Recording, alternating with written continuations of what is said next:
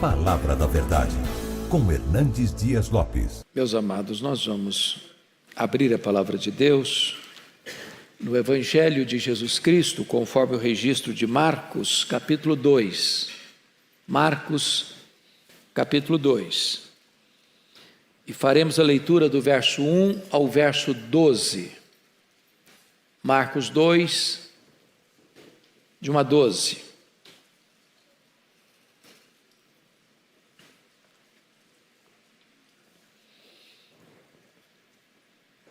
Está escrito o seguinte: dias depois entrou Jesus de novo em Cafarnaum e logo correu que ele estava em casa.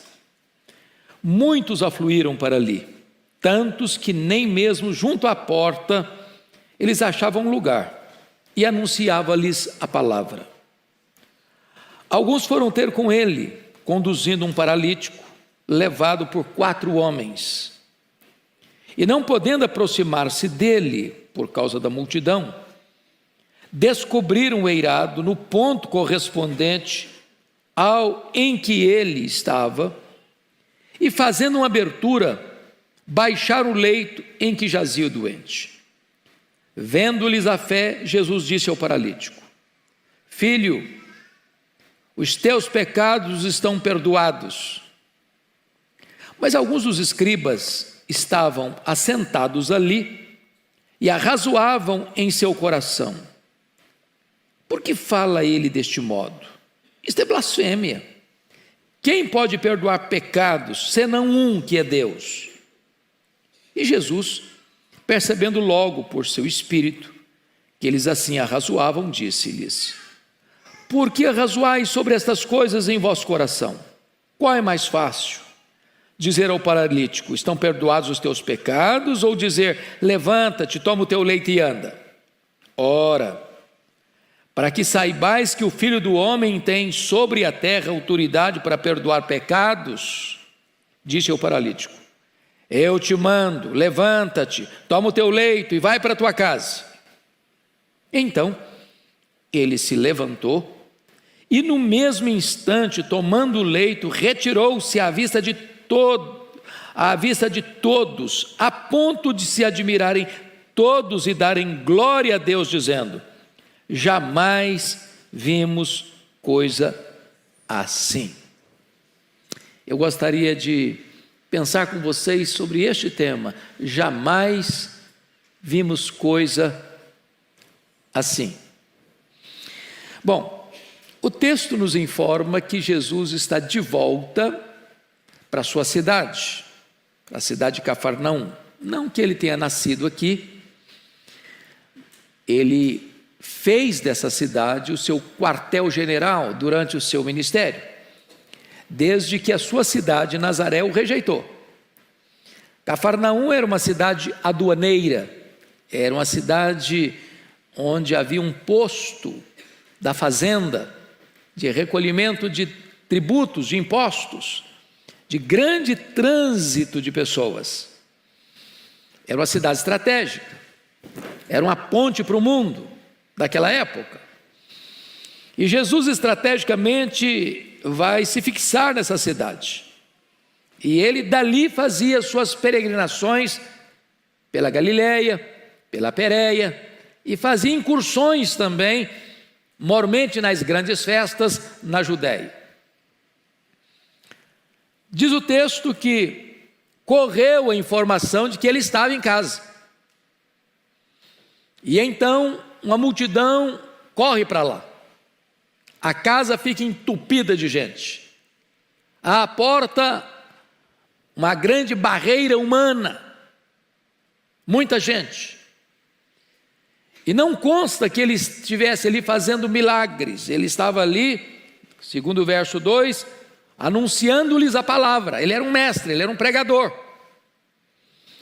Quando então diz a Escritura que havia um homem paralítico na cidade, e uns amigos, o texto nos informa, 4 homens, chegam à seguinte conclusão: esse paralítico precisa ser levado a Jesus.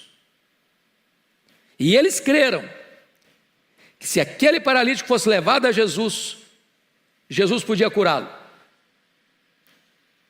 E agora imaginem vocês, esses homens transportando esse homem rua fora.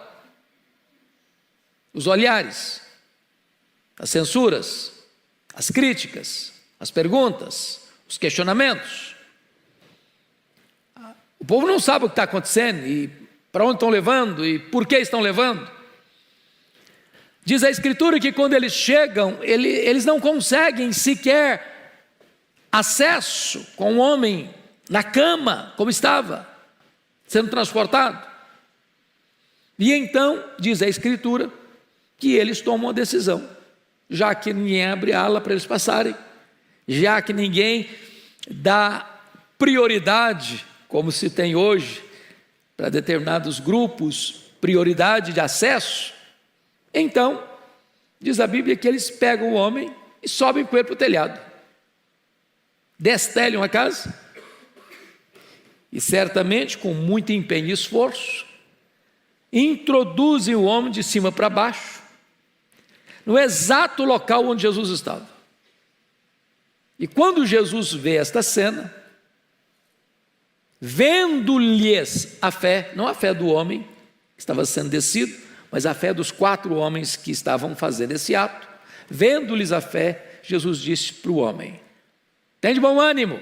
Está lá em Lucas, no relato de Lucas. Tem de bom ânimo. Filho, estão perdoados os teus pecados. Os escribas e fariseus que estavam ali, fiscais do Sinédrio, não para aprender com Jesus, mas para tentar encontrar Jesus num ato falho ou num ato de contradição para acusá-lo, começaram não a falar, mas a censurar no coração. Por que faz desse jeito? Está blasfemando. Ninguém pode perdoar pecados senão Deus. E Jesus pergunta para ele: mas o que vocês estão razoando no coração de vocês? O que é mais fácil? Eu dizer para esse homem: perdoados estão os teus pecados, ou dizer para esse homem: toma o teu leito, vai para casa? Para que saibais que o Filho do Homem tem autoridade na terra para perdoar pecados, Jesus diz para o homem: toma o teu leito, vai para casa.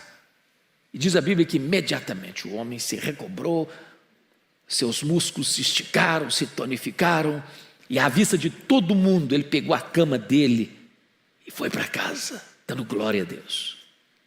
A multidão fica tomada de pânico, de reverência, de temor. E todos glorificaram a Deus e disseram: jamais vimos coisa assim.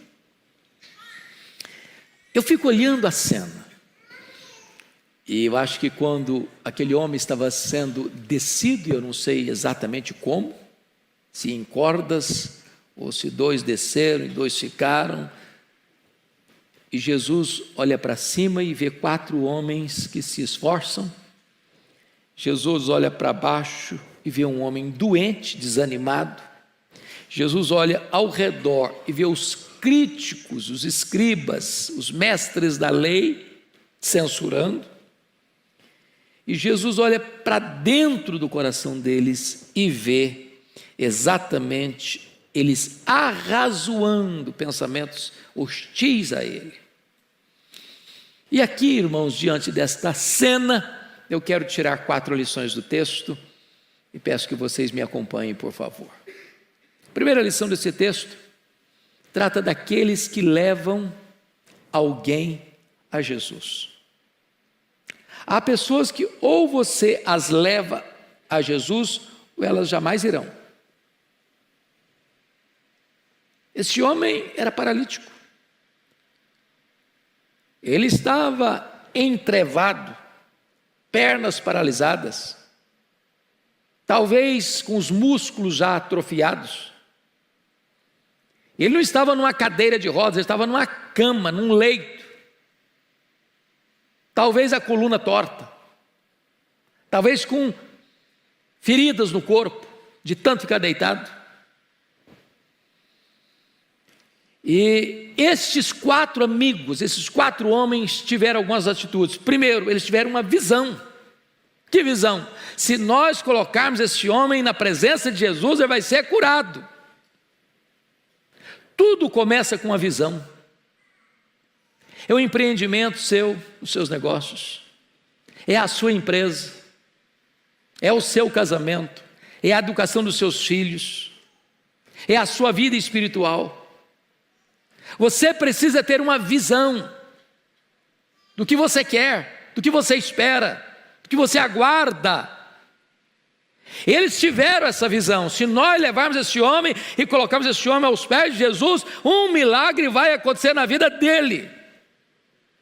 Você precisa ter a visão de orar pela sua família, de orar pela conversão dos seus parentes, de orar pelos seus amigos, para que eles sejam salvos. Você tem que ter a visão de trazer pessoas para a casa de Deus, para que elas ouçam a palavra de Deus. Visão.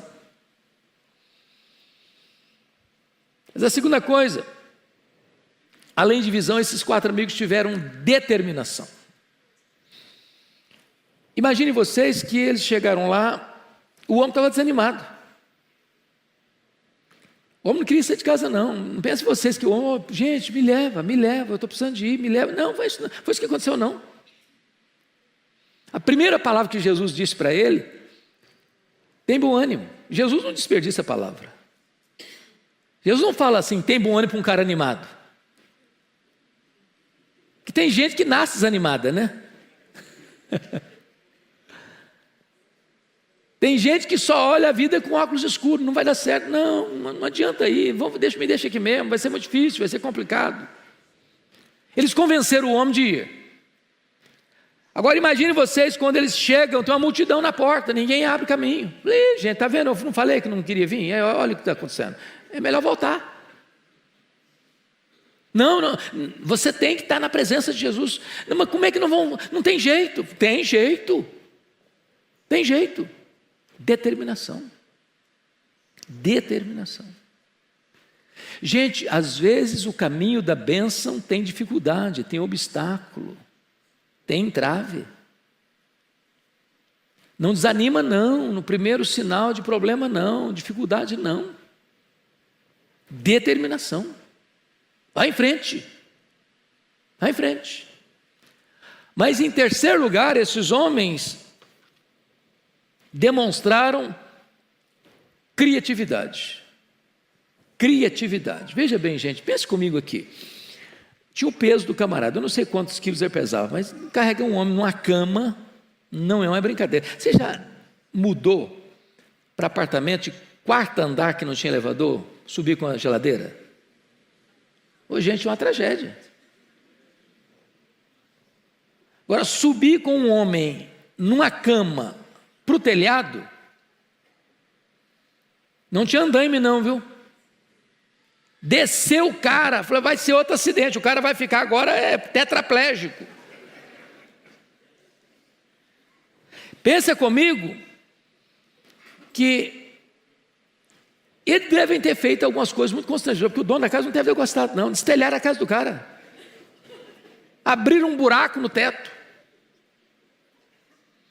Mas esses homens estão o quê? Determinados. E aqui tem um outro ponto, o terceiro ponto é criatividade. No manual de como levar um paralítico a Jesus, certamente não tinha essa cláusula lá. Olha, quando você chegar, a porta estiver cheia de gente, você sobe para o telhado. Não tinha. Há coisas na vida que você não vai encontrar uma fórmula, uma receita de bolo, como fazer. Tem que ter criatividade. Sabe o que significa isso, irmãos?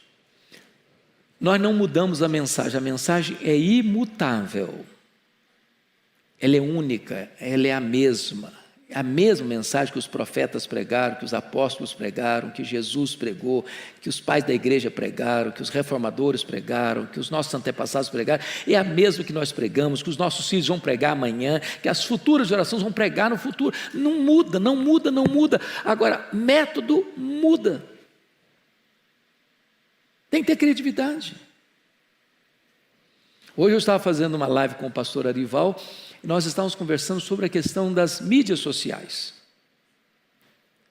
Que ferramenta fantástica!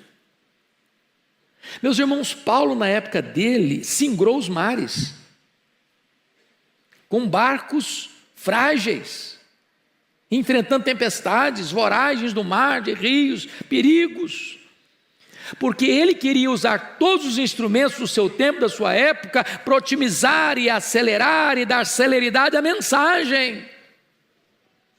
Hoje Deus coloca diante de você mídias sociais, mas não é para você espalhar fake news, não é para você contar uma piada, não é para você tirar sarro do amigo que o jogo dele, o time dele perdeu, não é para você fazer brincadeiras que às vezes contrariam e contradizem o testemunho da fé, não, é para você usar essa ferramenta com uma finalidade específica, levar a esperança do evangelho para as pessoas.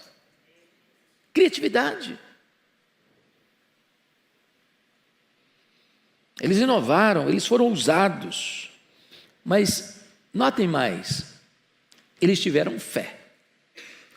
Eu acho fantástico que o verso 5 nos informe assim: vendo-lhes a fé, não diz vendo-lhe a fé. A fé que Jesus está enaltecendo aqui não é propriamente a fé do homem paralítico.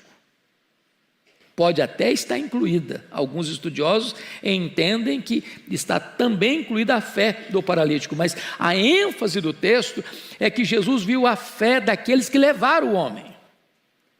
Às vezes você vai trazer alguém na casa de Deus, ou às vezes você vai levar o evangelho na casa de alguém, aquela pessoa não está tendo fé, não, ela não está nem querendo, às vezes ela está desanimada. Mas Jesus honra a sua fé. Jesus honra a sua postura, sua atitude. E você crê que se você levar seu marido, se você levar sua esposa, se você levar seus filhos, se você levar seus pais, se você levar seus amigos, o Senhor vai fazer um milagre na vida deles.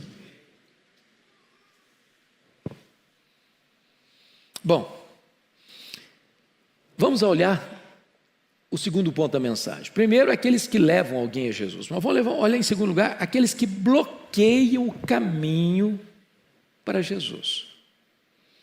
Quem está bloqueando o caminho? Olha aí o versículo 2. Muitos afluíram para ali, tantos que nem mesmo junto à porta eles achavam lugar. Agora olha o verso 4. E não podendo aproximar-se dele por causa da multidão, descobriram o eirado no ponto correspondente ao em que ele estava. Veja bem que a multidão podia ter sido mais sensível, não? Jesus não estava fazendo milagres ali, Jesus estava ensinando, pregando. Talvez aqueles que estavam à porta, ao verem aqueles 4 homens chegando com um homem paralítico, e eles sabiam que Jesus podia fazer um milagre ali, diziam, vamos deixar, gente, vamos abrir o caminho, vamos dar espaço, vamos facilitar, vamos ajudar. Aliás, se você ler a Bíblia, multidão sempre foi um problema às vezes. Lembra de Bartimeu, lá em Jericó? Bartimeu está gritando, Senhor, filho de Davi, tem misericórdia de mim, filho de Davi, tem compaixão de mim. A multidão diz, cala, cara, cala.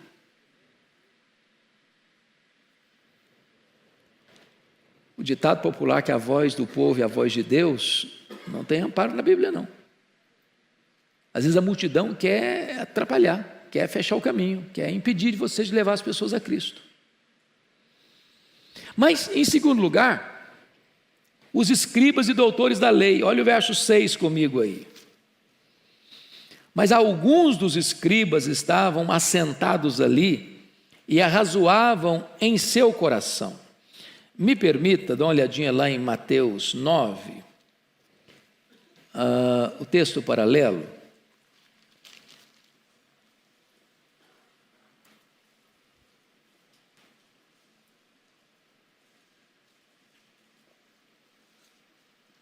Em Mateus 9, a expressão é a mesma, mas alguns escribas.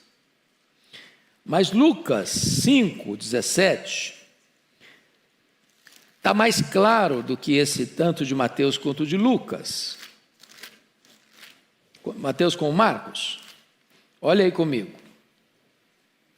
Veja você no verso 17. Ora, aconteceu que num daqueles dias estava ele ensinando, e achavam-se ali assentados fariseus e mestres da lei, vindos de todas as aldeias da Galiléia, da Judeia e de Jerusalém. Então, note vocês que esses fariseus e mestres da lei, que eram os escribas, eram os teólogos da época, eram os doutores da lei, eram os mais entendidos da palavra de Deus, eram os grandes representantes da intelectualidade teológica. E eles estão vindo de onde? Está escrito aqui, de todas as aldeias da Galiléia. Ô, gente, na Galiléia tinha 204 cidades pequenas, Jesus percorria, várias aldeias, e eles estão brotando todo lado, gente da Galiléia, gente da Judéia, gente de Jerusalém, do Sinédrio. Eles eram os espécies de fiscais da religião, eles representavam o Sinédrio. O Sinédrio era aquele que coordenava e fiscalizava a questão religiosa em toda a nação. E eles estão lá, como obstáculo. Primeiro, eles não eram ouvintes sinceros. Jesus estava ensinando, mas eles não estavam ali querendo aprender de Jesus, não. Eles não foram para lá porque eu quero aprender de Jesus, eu quero que Jesus seja o meu mestre, eu quero ouvir uma lição para o meu coração. Não, eles estavam ali como fiscais. É muito triste quando alguém às vezes vem para um culto, vem para a igreja, não para ouvir a voz de Deus, mas para criticar o pregador, para anotar uma frase, talvez não bem elaborada. Eles estavam ali para buscar ocasião contra Jesus. Vejam vocês que, em segundo lugar, eles estavam certos e estavam errados ao mesmo tempo. Por que eles estavam certos? Só Deus tem poder para perdoar pecados. A teologia está boa, é isso mesmo. Só Deus perdoa pecados. A igreja não perdoa pecados. O sacerdote não perdoa pecado. O Papa não perdoa pecado. O pastor não perdoa pecado. O concílio eclesiástico não perdoa pecado. Quem tem poder de perdoar pecado? Deus. Só Deus. Só Deus. Estão certos.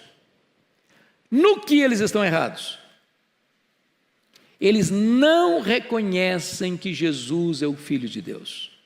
Eles não reconhecem que Jesus é o Messias. Eles não reconhecem que Jesus era o próprio Deus feito carne. Então, eles estão aí, certos num ponto, errados no outro, mas aí Jesus os apanha nas cordas das suas doutrinas. Por quê? Por que Jesus fez essa pergunta assim? O que é mais fácil dizer?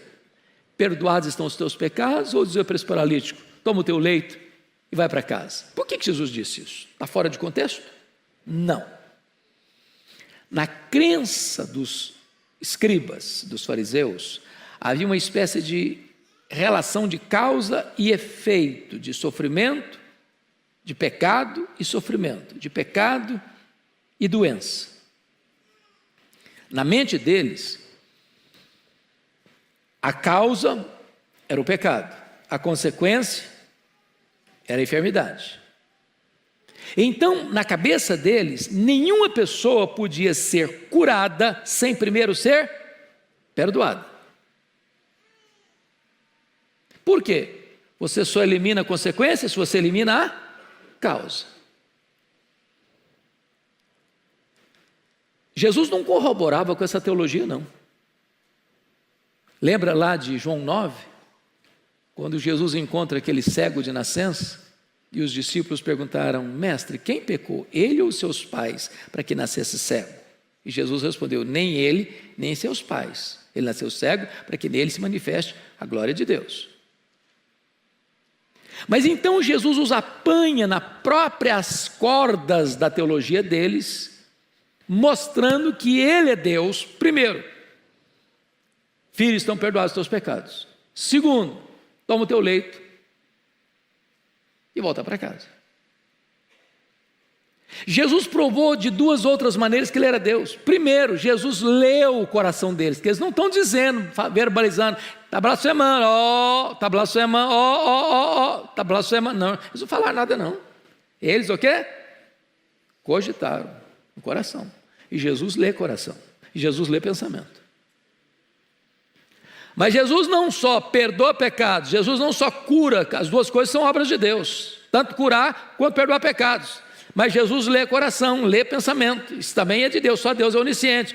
Mas Jesus prova que é Deus, quando ele mesmo afirmou, confira aí, capítulo 2 de Marcos, quando Jesus diz assim, versículo 10, ora, para que saibais que o Filho do Homem é um termo messiânico, usado apenas para Jesus, o Messias. Então Jesus deixa esses críticos numa situação de total embaraço, porque na cabeça deles o homem só podia ser curado se fosse primeiro perdoado. Como só Deus perdoa pecados e o homem foi curado, então eles têm que reconhecer que de fato Jesus é Deus. Bom, vamos então agora ao terceiro ponto. Primeiro, aqueles que levam as pessoas a Jesus. Segundo, aqueles que impedem as pessoas de chegar até Jesus. E terceiro, aqueles que são levados a Jesus. E destaco aqui três coisas. Primeiro, o paralítico foi cativo e voltou livre. Olha aí comigo o versículo 3, por favor. Alguns foram ter com ele, conduzindo um paralítico levado por 4 homens. Agora olha o verso 12. Então ele se levantou e no mesmo instante, tomando o leito, retirou-se à vista de todos, a ponto de se admirarem todos e darem glória a Deus, dizendo, jamais vimos coisa assim. Então ele foi cativo. Foi cativo do seu desânimo, foi cativo de uma autoestima achatada, por isso Jesus o chamou de filho, foi cativo da sua enfermidade, estava paralítico, e foi cativo dos seus pecados. O homem é cativo.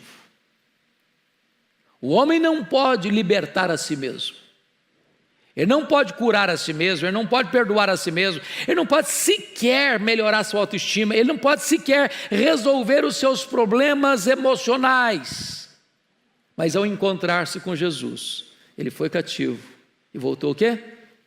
Livre. Segundo, o paralítico foi carregado e voltou carregando. 4 homens rua fora carregando o leito dele. E ele em cima. Quando chega o verso 12, ele não volta mais carregado, ele volta carregando o leito.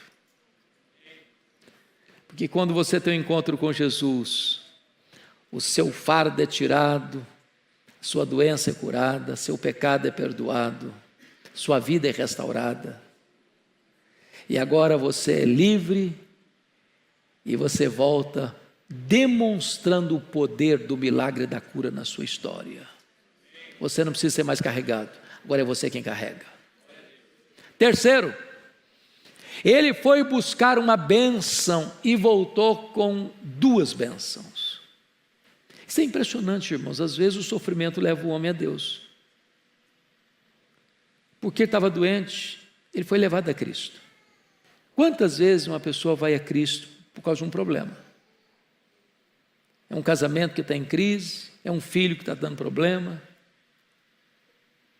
é uma enfermidade grave, é um problema financeiro, é uma situação de tempestade na vida.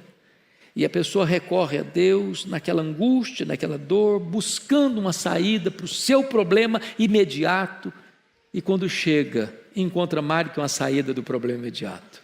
Encontra perdão, encontra salvação, encontra a vida eterna, encontra a alegria da salvação em Cristo Jesus. Hoje cedo eu estava em Vitória, embarcando aqui para São Paulo. Eu estava entrando no avião. Veio um homem, deu um abraço apertado, disse, meu sonho era encontrar o Senhor. Eu preciso dar um testemunho.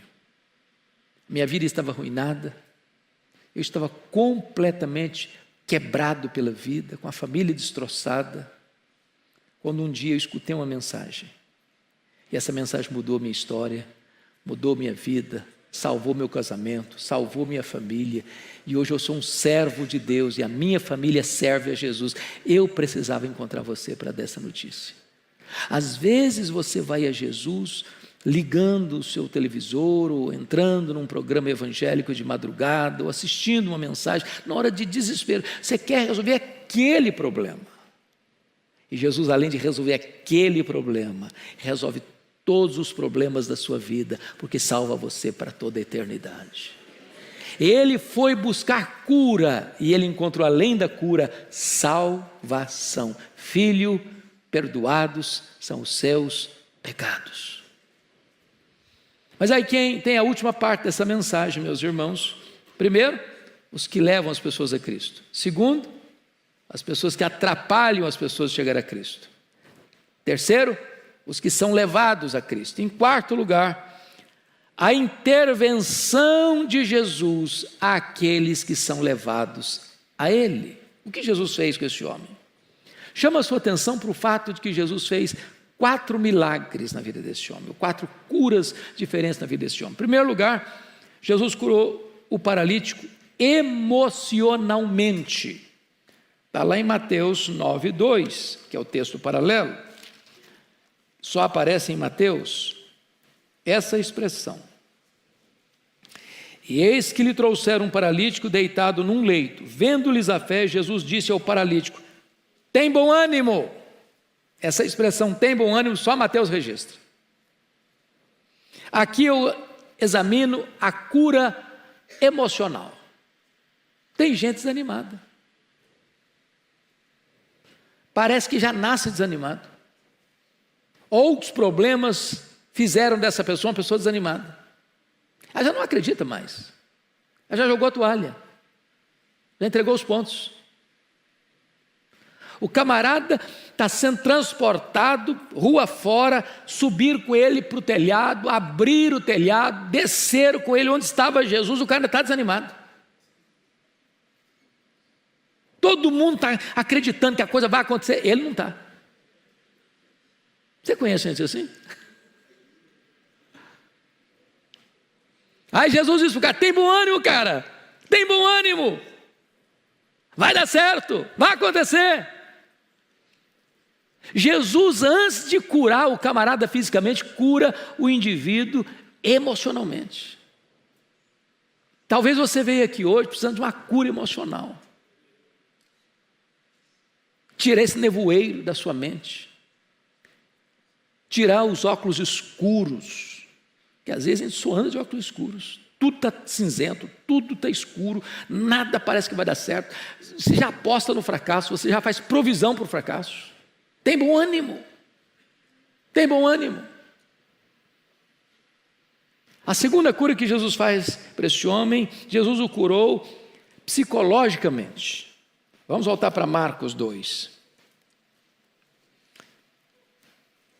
Olha o que Jesus disse para ele. Versículo 5. Vendo-lhes a fé, Jesus disse ao paralítico: filho. Essa expressão é maravilhosa. Filho. Vocês se lembram lá de João, capítulo 21, os discípulos acovardados, né? E Pedro, ao chegar na Galileia, não encontra Jesus lá, e ele diz para os seus colegas assim: eu vou pescar. E ele está dizendo: olha, fim de linha para mim, eu vou voltar para as redes, vou voltar para o passado, vou recomeçar o que eu deixei lá atrás, porque para mim não tem mais jeito mesmo. Meu sonho acabou, meu futuro acabou, meu projeto de ser discípulo terminou, então vou voltar para as redes.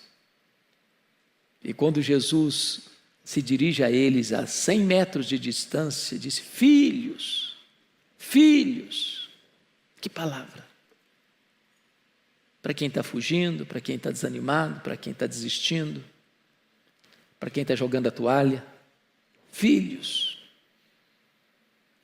Jesus chamou esse homem de filho, para curar a psique dele, para curar esse mundo psicológico turbulento, cinzento, nebuloso. Filho, o que Jesus está dizendo para esse homem é o seguinte: você tem valor. Você está doente, você está numa cama, você está desanimado, você tem valor. Eu estou te chamando de filho. É o termo mais doce, é o termo mais amável. Tem nessa palavra mais de 1 tonelada de graça. Filho, filho. Mas em terceiro lugar, Jesus cura esse homem espiritualmente. Jesus diz aí, olha comigo, confira aí, versículo de número 5. Filho, os teus pecados estão perdoados. E eu acho isso maravilhoso, que o homem não chegou para Jesus: Jesus, olha, eu sou um miserável pecador, então o Senhor me perdoou. Não, o homem nem confessou o pecado, Jesus está perdoando. Oh, graça maravilhosa. Os teus pecados estão perdoados. Meus irmãos, não tem palavra mais libertadora do que essa. Porque a maior tragédia da nossa vida é o pecado. Pior do que a doença. Pior do que a pobreza. Pior do que a perseguição. Pior do que a própria morte. Todos esses males não podem nos afastar de Deus. O pecado afasta, no tempo e na eternidade. Feliz é aquele que pode escutar de Jesus: teus pecados estão perdoados. Você não precisa mais carregar essa culpa, esse peso, esse chicote da consciência, esse tormento.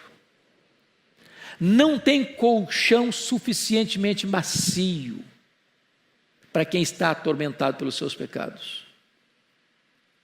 Não tem travesseiro de pena de ganso que dê jeito para a sua cabeça atormentada pela culpa. Mas esta palavra é doce, é libertadora, é restauradora, traz paz. Filho, os teus pecados estão perdoados. Está resolvido. Está resolvido. Não tem mais peso, não tem mais culpa, não tem mais condenação, não tem mais juízo, não tem mais inferno, não tem mais susto das acusações do diabo. O sangue de Jesus purifica de todo pecado.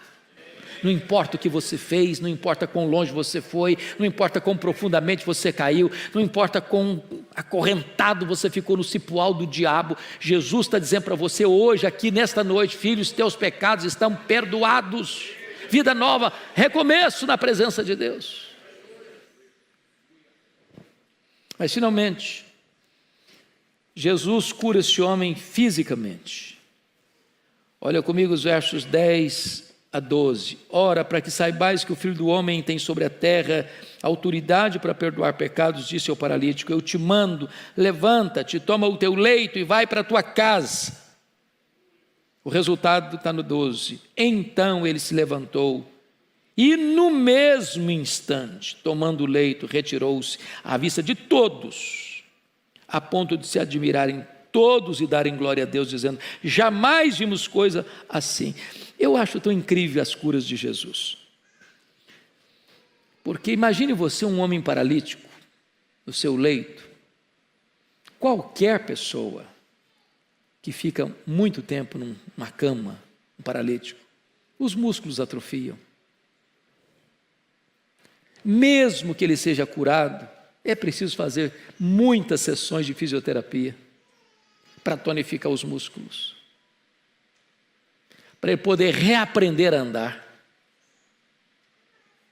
Mas quando Jesus cura, ele não cura crediário, ele não cura prestação, ele não cura em doses homeopáticas, ele cura para valer, ele resolve de fato.